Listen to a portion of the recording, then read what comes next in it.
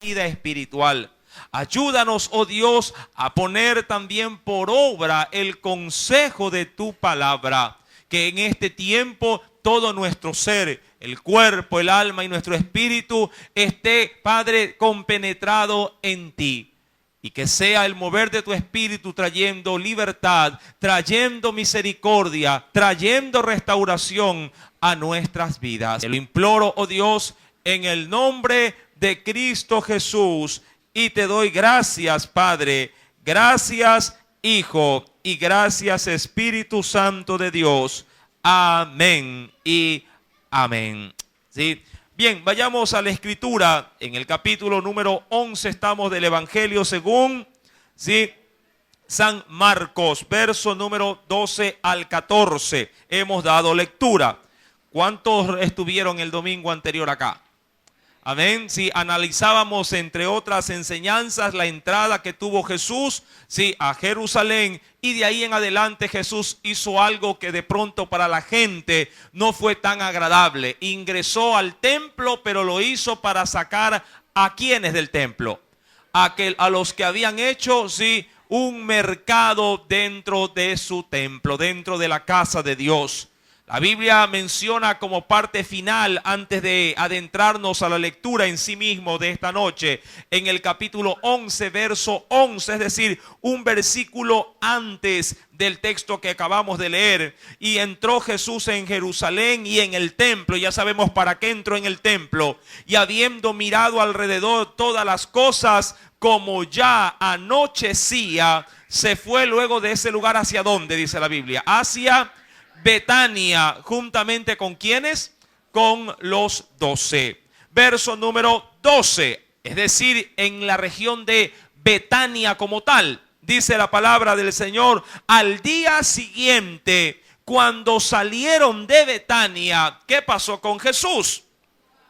Dice ahí, tuvo hambre. Mi amado hermano, entendamos bien la Escritura con respecto a nuestro Salvador, que Jesús no solamente vino como Dios, sino que también vino como hombre, y diríamos como tal, sujeto a todas nuestras necesidades corporales. Jesús, mi querido hermano, no era tan diferente en su humanidad a usted y a mí. ¿A cuántos de ustedes le ha dado hambre? ¿Verdad que esto por lo general es un suceso que nos pasa a diario?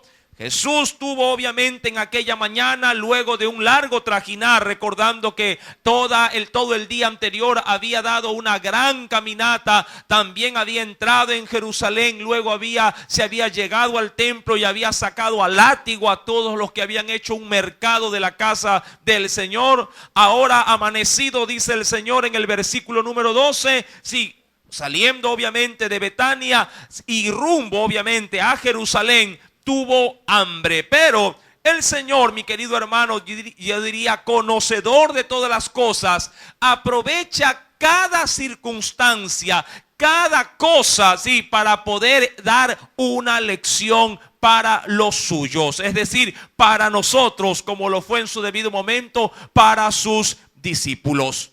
Mi querido hermano, Jesús nunca desaprovechó aún sus propias debilidades humanas, como lo era obviamente la de poder llenar su estómago, para poder extraer aún de eso una lección espiritual para los suyos. De esa manera, diríamos, el Señor va a tomar una plataforma para aplicarla, dentro de, en este caso, sus seguidores. Cuando vamos al verso número 13, teniendo como esta referencia que Jesús llegó a pasar hambre, dice el verso 13: y viendo de lejos una higuera que tenía hojas, fue a ver si tal vez hallaba en ella algo. Ahora bien, es menester, mi amado hermano, tratar de entender un poquito el contexto de este pasaje bíblico. Las higueras, sobre todo en el tiempo en que Jesús llegó a Jerusalén, no era tiempo de higos. Es decir, que por lo general las higueras o estos arbustos, cuando no están florecidos, obviamente no poseen fruto dentro de sí mismos. reconociendo que la higuera sí produce los higos dentro de las flores, sí que están en las hojas verdes. Cuando Jesús vio la higuera, obviamente con muchas hojas, aun cuando no era tiempo de higos, pero el hecho de verla llena de hojas, él pudo asimilar de que este arbusto tenía fruto dentro de sí. Cuando vamos a la escritura, mi querido hermano, dice la Biblia, viéndola de lejos, sí, a la higuera que tenía hojas. Eso fue lo que llamó la atención en Jesús, sí, para esa higuera en particular. La higuera tenía hojas, sí. El denominador común en aquel entonces era de que las higueras no tenían hojas, estaban todas, diríamos, estaban en el tiempo del otoño, sí, las hojas ya no estaban en los árboles y por ende los frutos tampoco, pero de manera particular esa higuera tenía hojas y eso motivó o despertó en Jesús, diríamos así, la curiosidad de acercarse para poder extraer o encontrar en ella algún higo. Versículo número 13 termina diciendo, pero cuando llegó a ella, nada halló sino hojas, pues no era tiempo de higos. Esto es muy importante pues considerar. Recuerde, no era tiempo de higos. Verso número 14. ¿Qué sucedió? Entonces dice la escritura, ¿sí? Jesús dijo a la higuera, ¿qué cosa? Nunca jamás coma nadie fruto de ti. Y lo oyeron sus discípulos. Y esta era la intención. Ahora, Jesús no solamente tuvo hambre una sola vez, en muchas oportunidades tuvo esta necesidad. Pero en este caso en particular hizo de esa necesidad un escenario para poder dejar plasmado la enseñanza. Mi querido hermano, porque de aquí vamos justamente a ahondar un poquito en qué nos afecta esta enseñanza a nosotros como discípulos de Jesucristo. Cuando vamos, por favor, sí, a un texto de referencia, sí, paralelo a lo que dice el Evangelio de Marcos, esto es en el Evangelio según San Mateo. Mira lo que nos dice también nuestro Señor.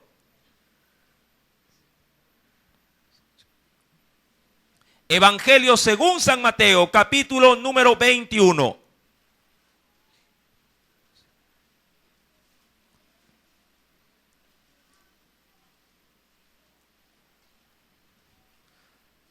¿Lo tiene? Evangelio según San Mateo, capítulo número 21. Nos declara el Señor en los versículos, sí, número 18, sí, y 19. Nos dice el Señor, por la mañana, entendiendo que salía de Betania, volviendo a la ciudad, es decir, Jerusalén, tuvo hambre.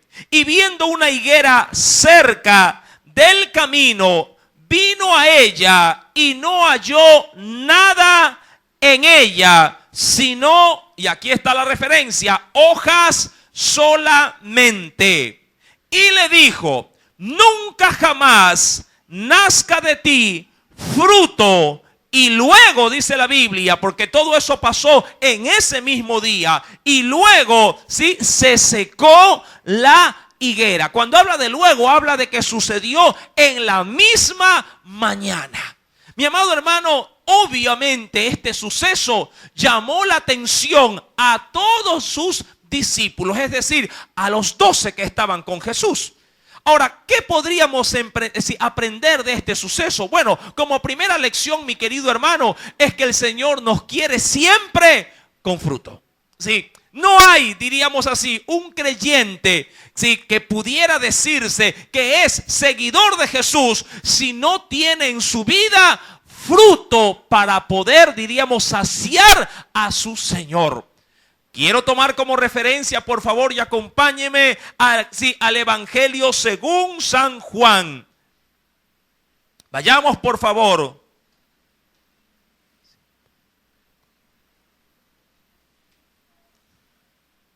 Evangelio según San Juan, en el capítulo número 15.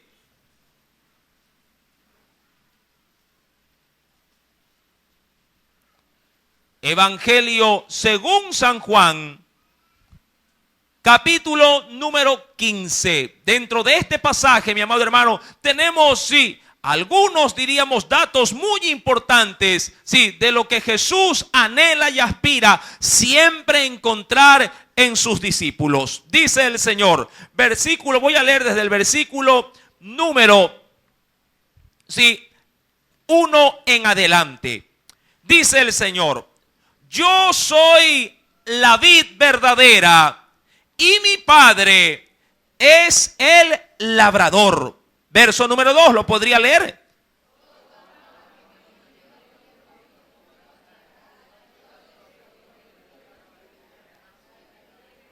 Sí, mira lo que el Señor revela en este verso. Todo pámpano que en mí no lleva fruto, ¿qué sucederá o qué hará el dueño de ese pámpano? Dice, lo quitará, y todo aquel que lleva fruto, ¿qué hará el Señor? Lo limpiará para que lleve más fruto. Usted sabe que un agricultor, sí, sobre todo un florista, alguien que se encarga de embellecer, en este caso los arbustos, poda el árbol, pero lo hace con un objetivo, para que éste pueda ser mucho más frondoso. Dice en el versículo número 2, en la parte final, para que lleve más fruto. Si avanzamos, por favor, un poquito más adelante, en el versículo número 8, mira lo que nos dice el Señor.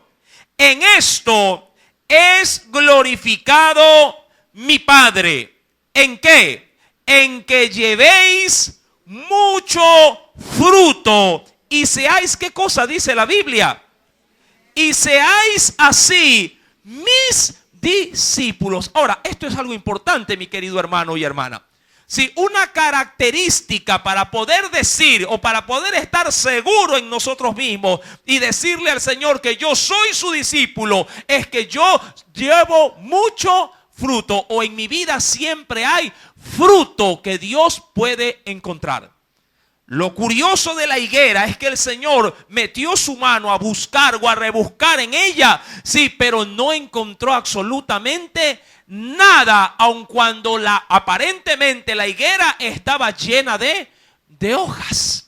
Qué penoso sería, mi querido hermano, presentarnos ante el Señor como una higuera, muy bellos por fuera, pero cuando el Señor se adentre en nosotros y quiera sacar algo de ese fruto que anhela encontrar, al meter su mano no encuentre absolutamente nada, solamente pura apariencia. Es decir, puede estar un creyente muy bien vestido, muy bien perfumado, con una Biblia muy grande de pronto, sí, por debajo del brazo, mas sin embargo en él todavía no hay un cambio que refleje su verdadera identidad como cristiano. Mi amado hermano, de manera adicional, sí, en breve estaremos nuevamente con el Evangelio de Juan, capítulo 15. Acompáñeme, por favor, a la carta de Colosenses. Mira lo que nos dice el Señor.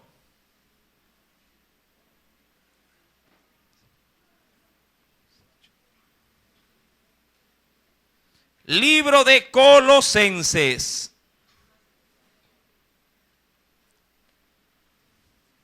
En el capítulo número 1, libro de Colosenses, capítulo número 1,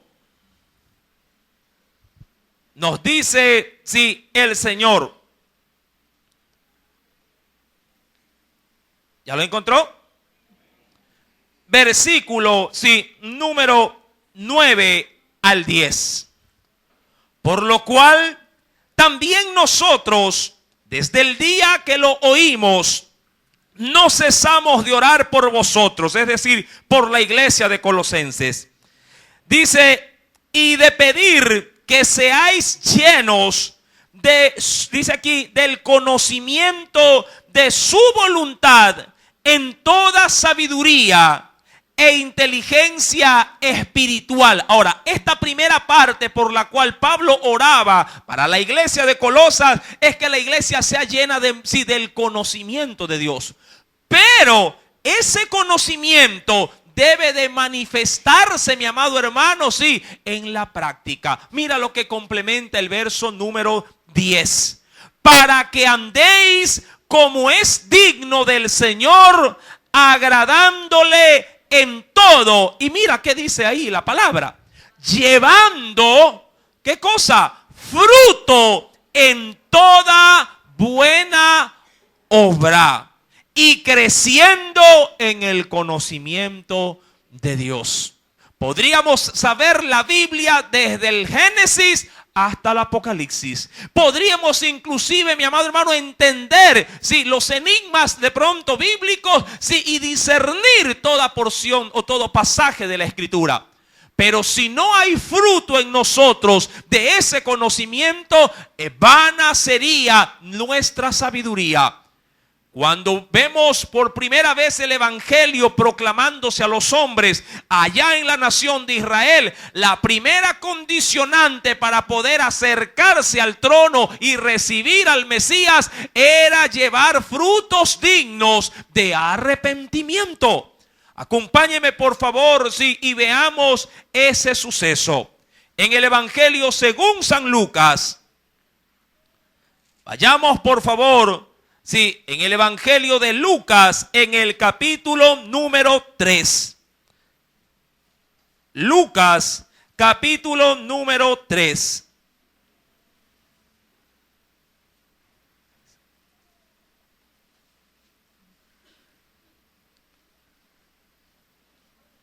¿Lo tiene? Dice el Señor, versículo número 7, así al 8 en su primera parte.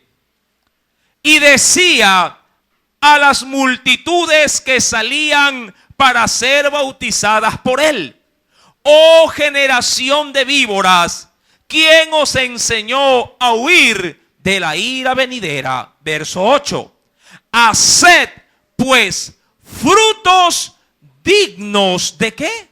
De arrepentimiento. Sí, hasta ahí me quiero quedar en ese texto. Sí, mi amado hermano, la demanda del evangelio de manera inicial era reflejar una conversión, pero una conversión que se pueda, diríamos, visualizar por parte de los hombres. Esos frutos, mi amado hermano, cuando retomamos por favor el evangelio según San Marcos, capítulo número 11, el Señor queriendo remarcar una enseñanza por medio de este suceso. La Biblia dice ahora en el capítulo 11, verso número 20, ¿qué fue lo que sucedió como una reacción ante la acción de Jesús? Versículo 20 nos dice: y pasando por la mañana, es decir, en ese mismo día, pero en otro horario, vieron que la higuera se había secado. ¿Y desde qué punto se había secado? Dice ahí, desde las raíces. Al parecer como que la higuera se había desprendido, del lugar donde ésta había sido sembrada.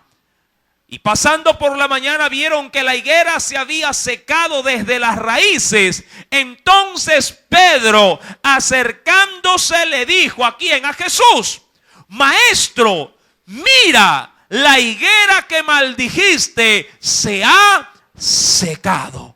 Mi amado hermano, algo curioso.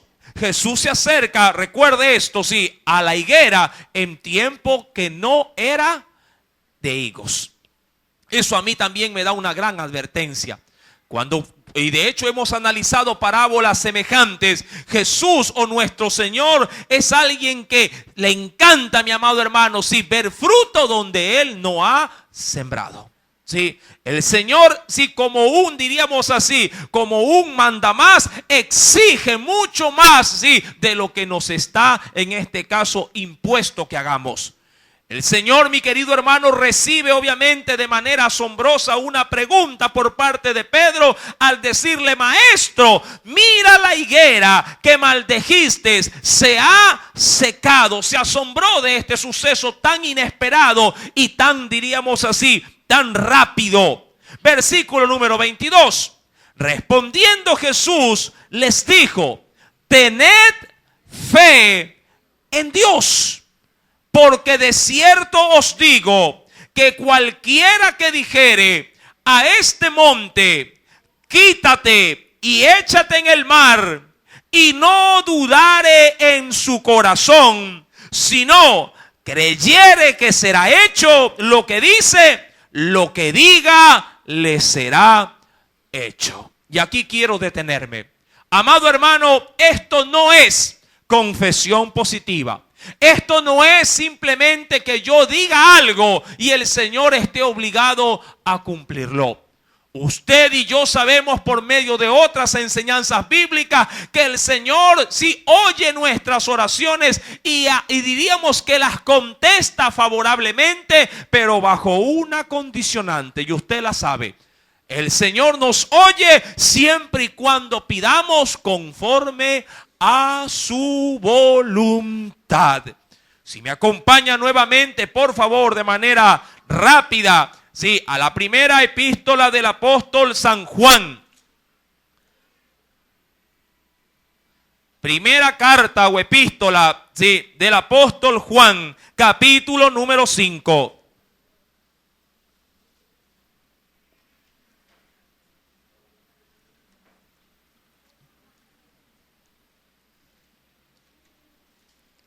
¿Lo tiene?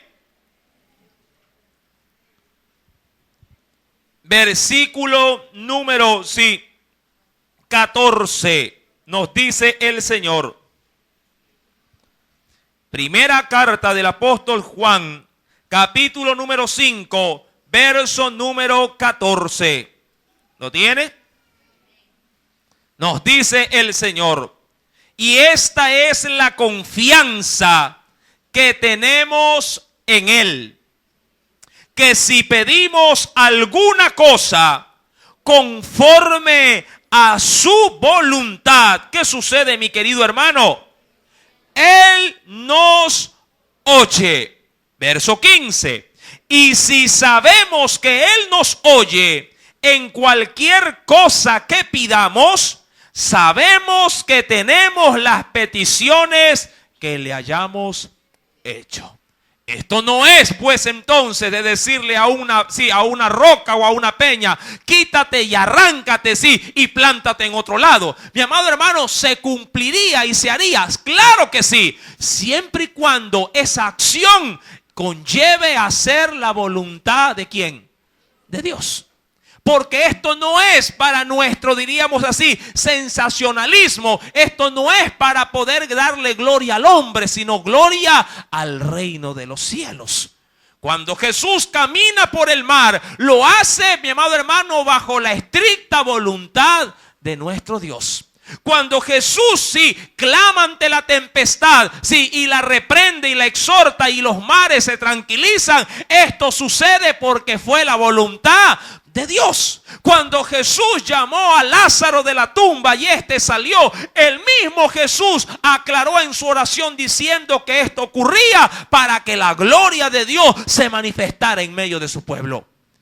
Todo puede ser posible siempre y cuando todo sea conforme a su voluntad.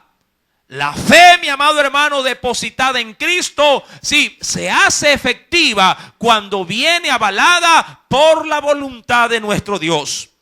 Cuando retomamos, por favor, el Evangelio según San Marcos, Jesús pues les hace saber a los suyos que todo lo que se pidiere, si lo creyéramos, os será hecho, o será realizado. Cuando vamos, mi amado hermano, pues al Evangelio según San Marcos, capítulo 11, dice el verso 24. Por tanto, os digo que todo lo que pidiereis, orando, creed que lo recibiréis y os vendrá. Acompáñeme, por favor, al libro de los Hebreos. O la carta a los Hebreos. Veamos qué nos dice el Señor.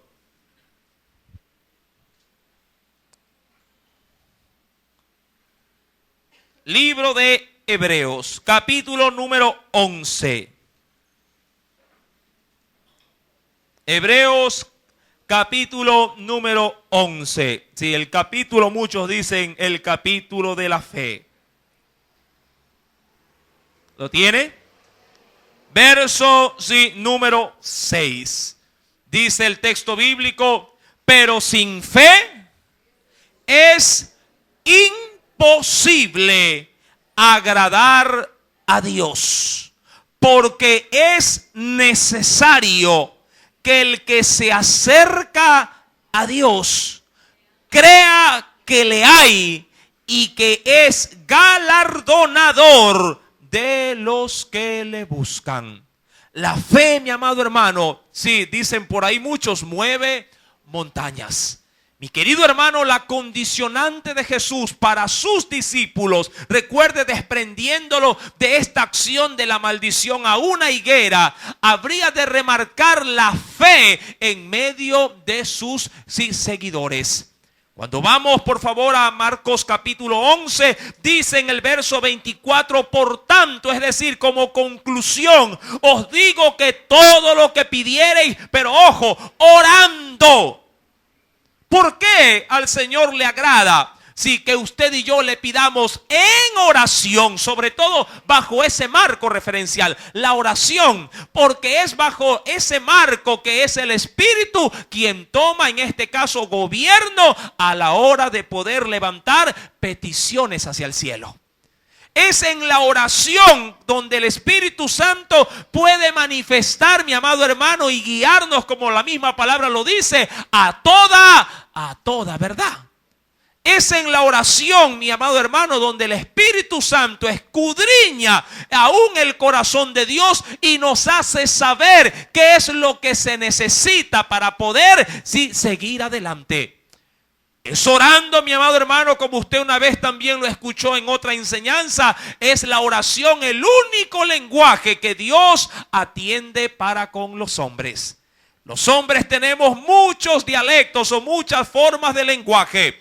De hecho, hay un sinnúmero, cientos de idiomas que cada uno de nosotros se utiliza para poder comunicarnos. Dios utiliza un solo lenguaje, el lenguaje de la oración. Si esa oración va enmarcada o va, diríamos, sometida a su voluntad, tenga la seguridad de que cada oración que usted profese, toda esa oración será también contestada. Dice el Señor, creed, y en la parte final, creed que lo recibiréis y os vendrá. Ahora bien, si usted verá, mi amado hermano, las palabras de Jesús de manera muy minuciosa en esa última expresión, el Señor nos dice, oren, crean y esperen. Esta es una buena fórmula para poder estar atento, ante nuestras oraciones. Pidan, ¿qué más nos dice el Señor? Oren, crean y esperen y os vendrá. No sabemos el cumplimiento, en este caso, el tiempo de respuesta en la que pueda ser contestada nuestra oración. Pero debemos nosotros enmarcarnos a este prototipo bíblico. Debemos de orar, debemos, dice la Biblia, en este caso creer, y debemos también saber esperar. Dice, y os vendrá. Puede ser que tu oración, mi amado hermano, reciba una contestación inmediata. Puede ser que tu oración reciba una contestación, diríamos a una distancia no tan lejana, pero hay oraciones que duran, mi querido hermano, en cumplirse, o diríamos trascienden en el tiempo y se cumplen, cuando Dios así lo crea conveniente. Y para ello pueden pasar horas, días, meses e inclusive años. Todo irá conforme a la voluntad de nuestro Dios. Pero no podemos variar, nuestra forma a la hora de asimilar nuestras oraciones para con Dios. Yo oro, usted debe de, luego de eso, ¿qué cosa dice la Biblia? Debe de creer que esto ha sido así. Debe también, dice la Escritura en el versículo número 24, y os vendrá. Debe de en este caso, afirmarlo en el corazón como algo ya, sí, hecho u otorgado. Cuando vamos, por favor, acompáñenme nuevamente, sí, pero al Evangelio según San Mateo, en el capítulo número 21, que fue el texto, sí, de referencia también de este pasaje bíblico. Mateo capítulo número 21.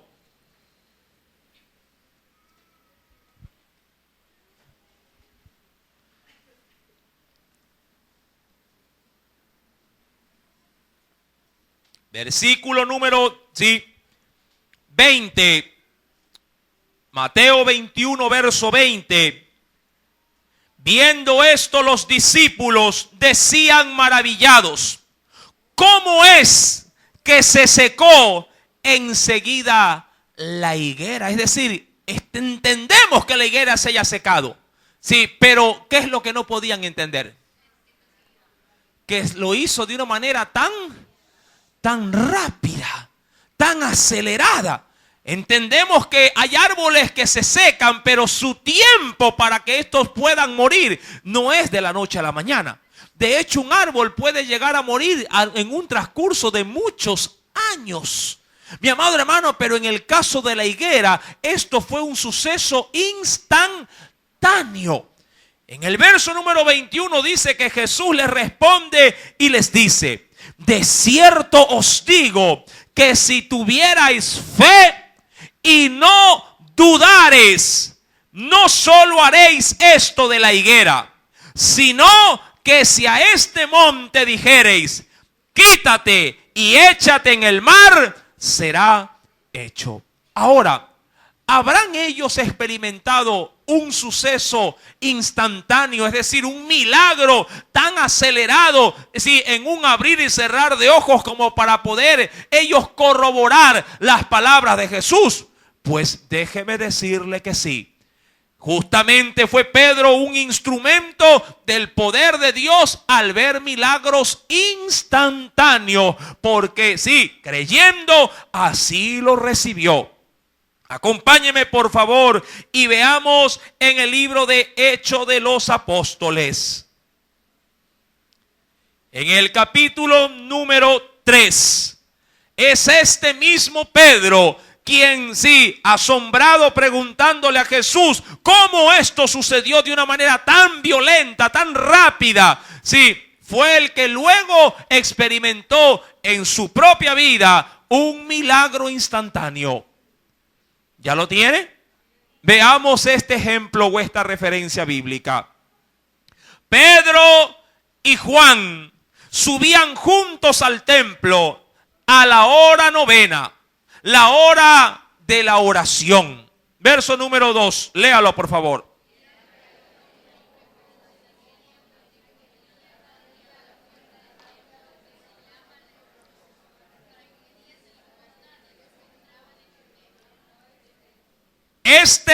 Hablando de ese hombre, cuando vio a Pedro y a Juan que iban a entrar en el templo, les rogaba que le diese limosna. Verso número 4.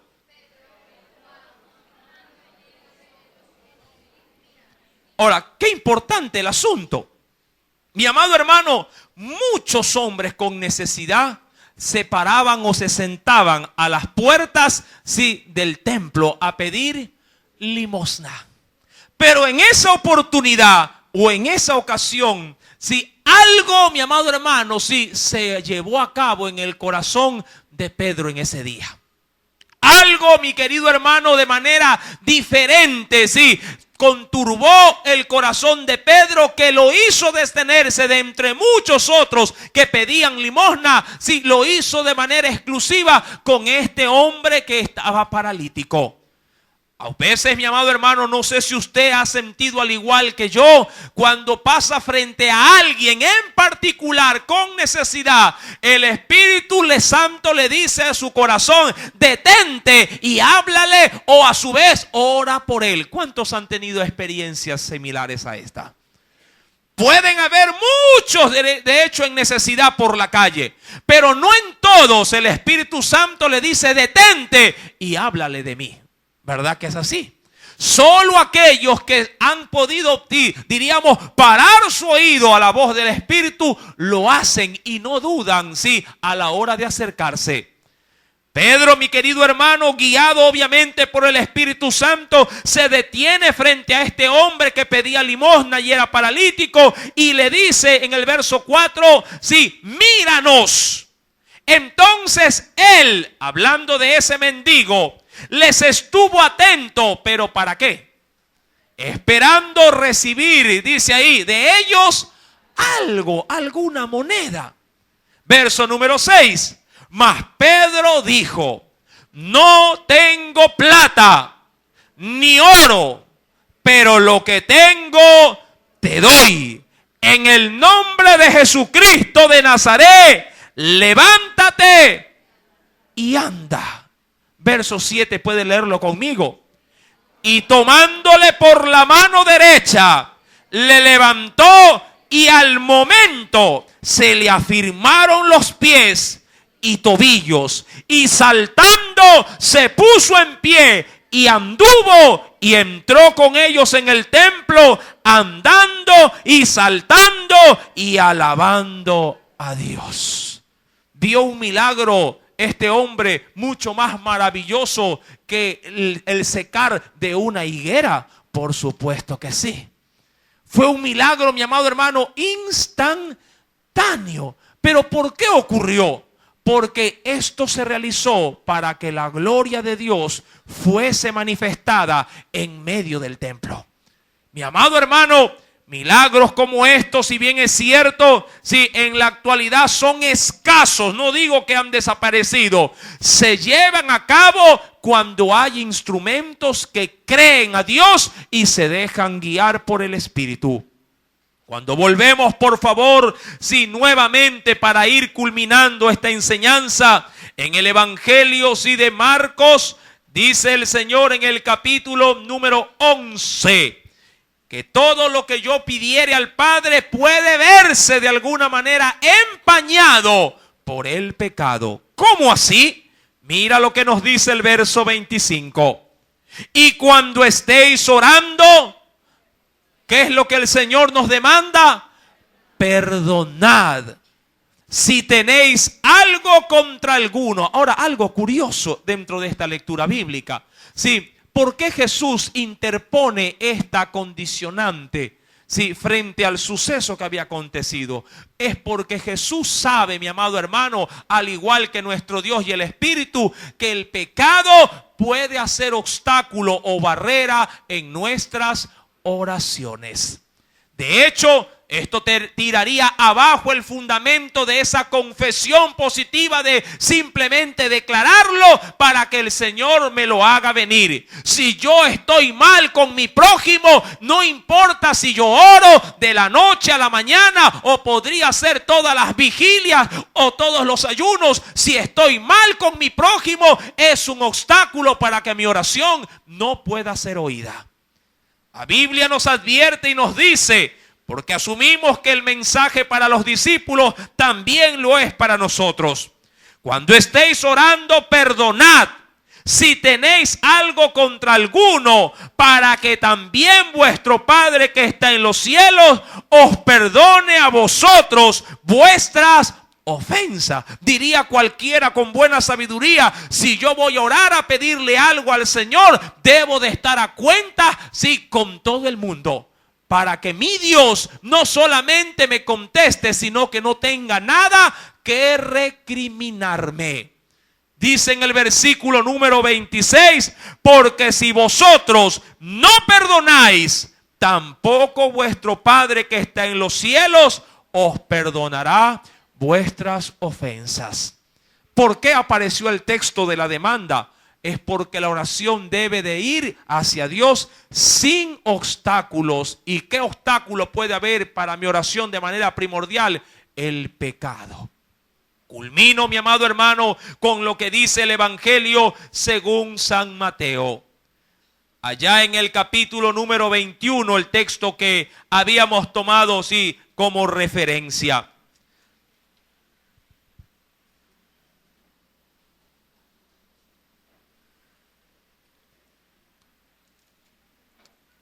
Evangelio según San Mateo, capítulo 21, verso 21. Respondiendo Jesús les dijo: de cierto os digo que si tuviereis fe y no dudareis, no solo haréis esto de la higuera, sino que si a este monte dijeres: quítate y échate en el mar, será hecho. Verso número 22. Y todo lo que pidiereis en oración, creyendo, lo recibiréis. Amén. Y esto, mi amado hermano, es el mensaje que Dios ha preparado para nosotros en esta noche. Oremos, confiemos, esperemos, pero recuerde, mi amado hermano, que esta oración debe de ir, en santidad y sin barreras, sin pecado. Amén. Para que nuestras oraciones puedan ser escuchadas. Que el Señor añada mucha más bendición a su eterna palabra. Oremos. Amantísimo Padre Celestial, en esta hora hemos podido degustar, oh Dios, del mensaje de tu palabra. Gracias primeramente porque